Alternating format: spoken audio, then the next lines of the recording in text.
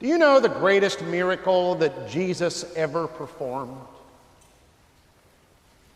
It wasn't healing the sick. It wasn't feeding the 5,000. It wasn't turning water into wine. No, the greatest miracle that Jesus ever performed was having 12 close friends in his 30s. Friendship in adulthood is hard. Making new friends or even keeping your old ones. And there are a lot of reasons for this. We're less rooted, more transient than we used to be. In order for me to grab the opportunity of a lifetime, in order for me to come be one of the ministers here at Plymouth Church, I had to move 1,000 miles from everyone I had ever known at the age of 25. Also, adult life often means having more and more complex responsibilities. Sometimes, by the time I get through the workday and make sure that my kids are fed and reasonably clean, I barely remember to make myself some food, let alone reach out to a friend. But I think there's another reason why grown-up friendships are hard, one that is particular to our times. As the culture grows increasingly polarized over partisan politics, fewer and fewer of us are making and keeping friendships with people who do not share our political beliefs. Seems like almost everybody has a story about losing a friendship to partisan rancor. In an era when we are habituated to staying in our own corner, we cannot help but be isolated and alone. Making and keeping good friends these days may be harder than it has ever been. But listen,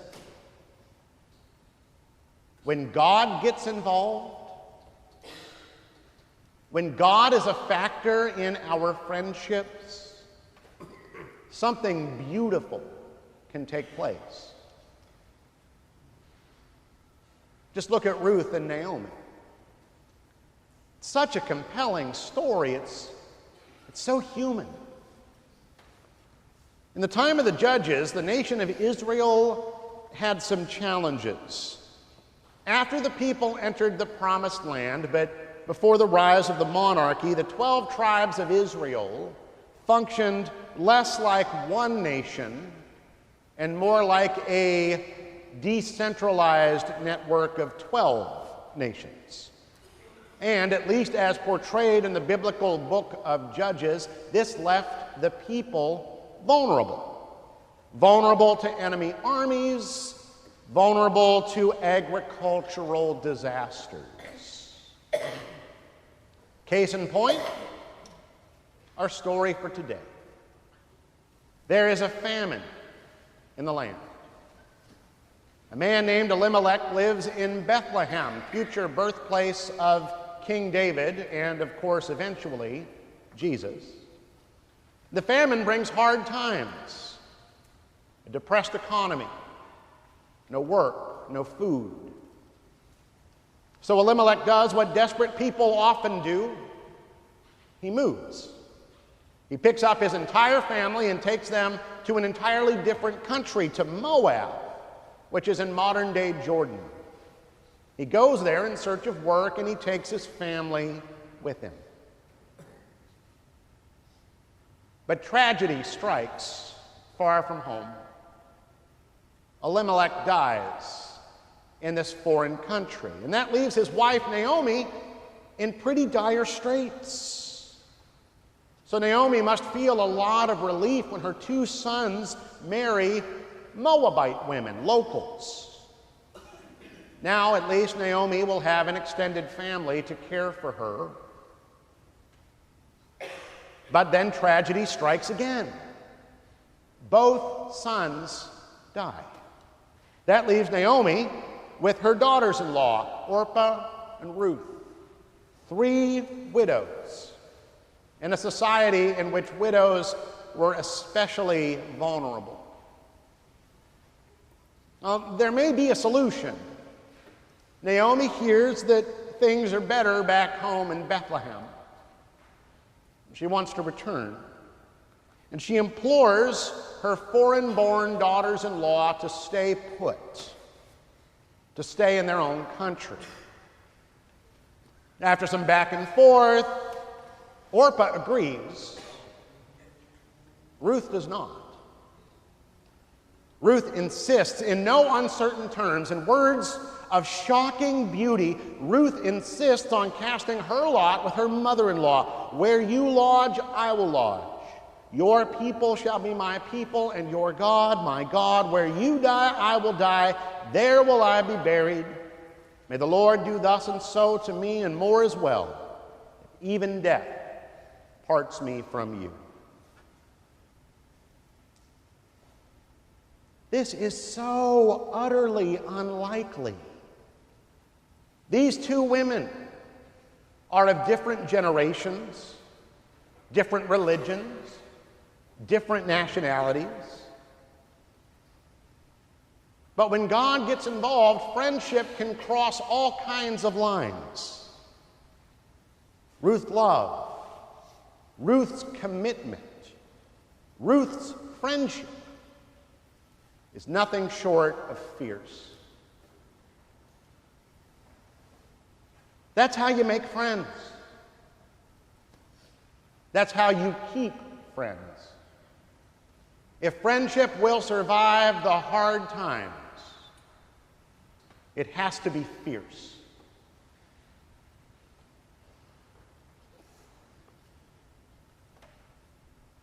For most of us, if we know this story at all, we know it because we've heard Ruth's words read at a wedding.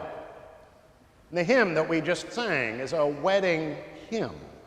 It makes sense.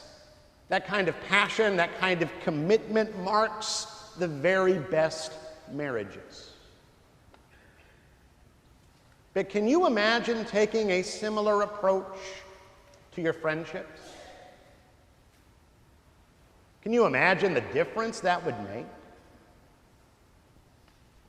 One of the great gifts of our tradition, the kind of Christianity that we try to practice here at Plymouth Church, is our emphasis on covenant.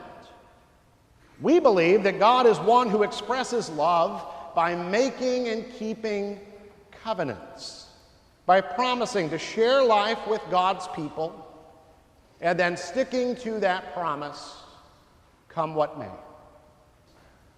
And I believe we are here to become more like God, to learn how to make and to keep covenants of our own. That's why weddings happen in churches. Covenant is kind of our thing. That's why membership in this congregation is based on covenant. We belong to one another because we make promises to one another. Fierce friendship is a calling to covenant, to make promises, to keep promises. And every time that happens, every single time, it is a thing of beauty and grace. The secret to fierce friendships is making and keeping covenants.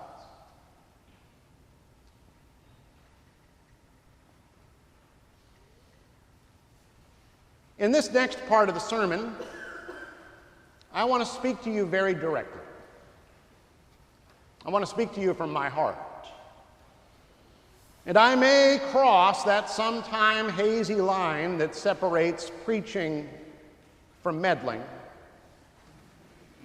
but that's a risk I'm willing to take this morning. The last couple of years have been hard for friendships, not just in our culture in general, but here at Plymouth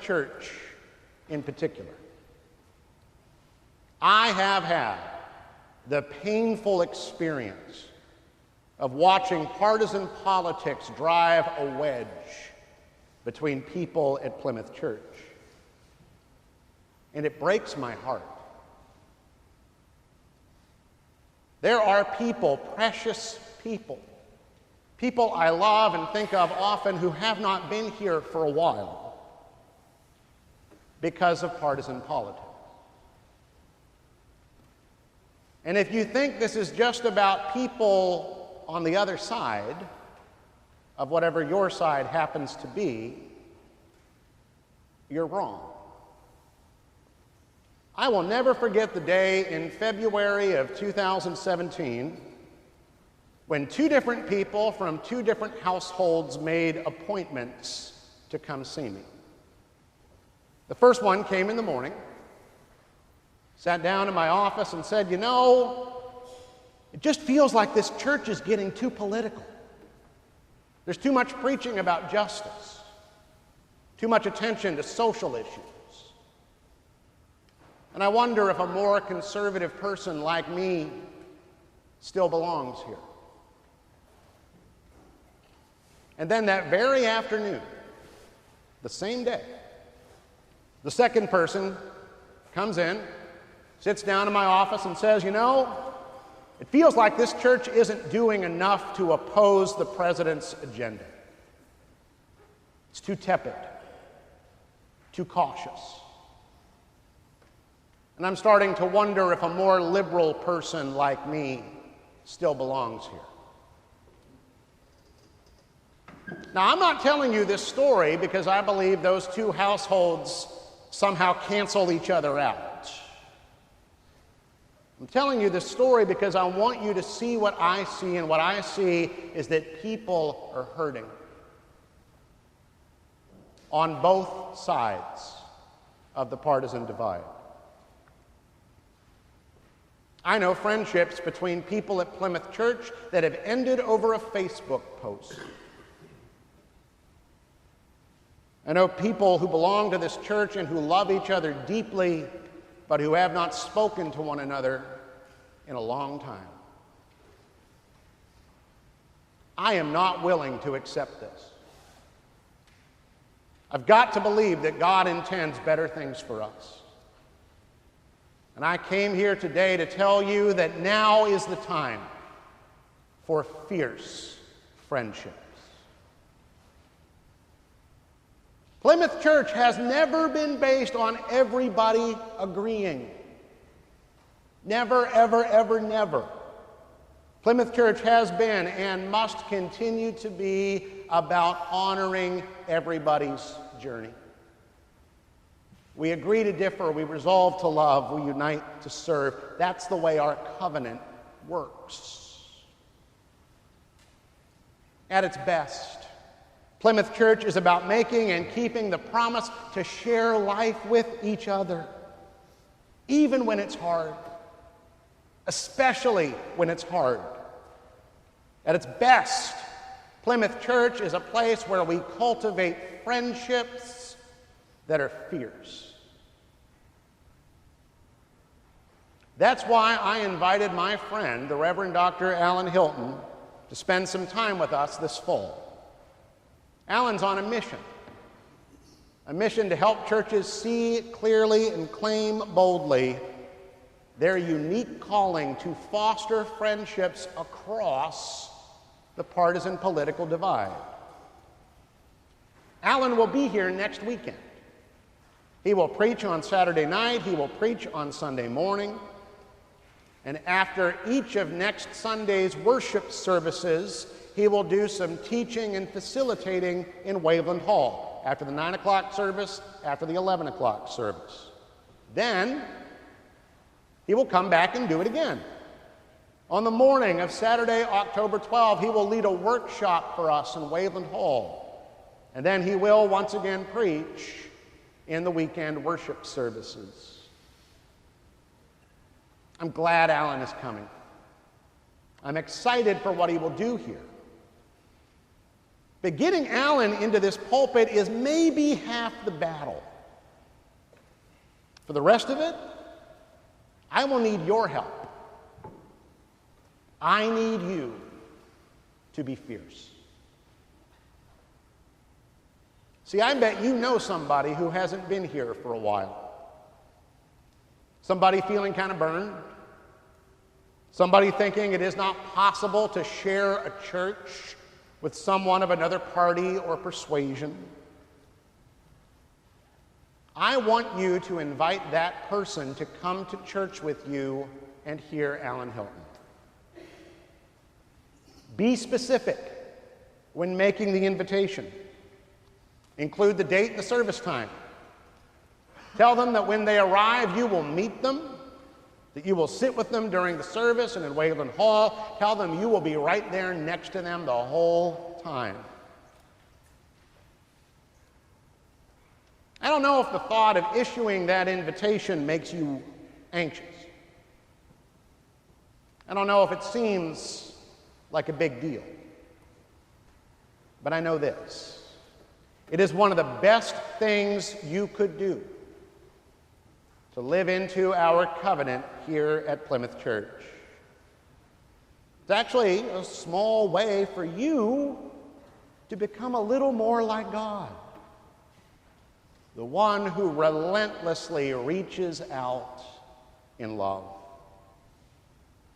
Together, you and I can cultivate fierce friendships right here at Plymouth.